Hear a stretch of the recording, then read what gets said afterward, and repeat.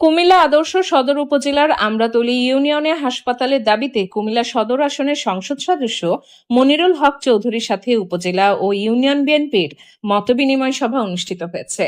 কুমিল্লা জেলা প্রতিনিধি আশিকুর রহমানের পাঠানো তথ্যচিত্রে ডেস্ক রিপোর্ট।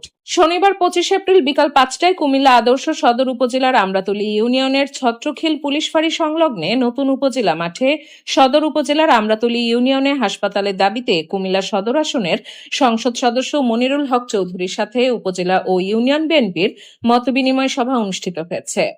মতবিনিময় সভায় উপজেলা ও ইউনিয়নের বিএনপি নেতৃবৃন্দ দাবি, এই এলাকায় একটি হাসপাতাল নির্মাণ হলে হাজার হাজার মানুষ সেবা গ্রহণ করতে পারবে।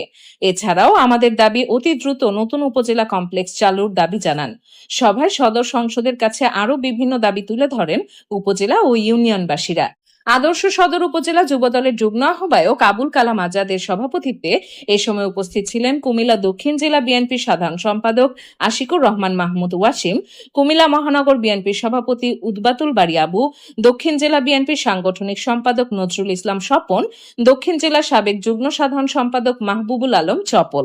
এ সময় আদর্শ সদর উপজেলা ও আমরাতলী ইউনিয়ন বিএনপি ও অঙ্গ সহযোগী সংগঠনের নেতৃবৃন্দ উপস্থিত ছিলেন। নগর বাংলা 24 নিউজ।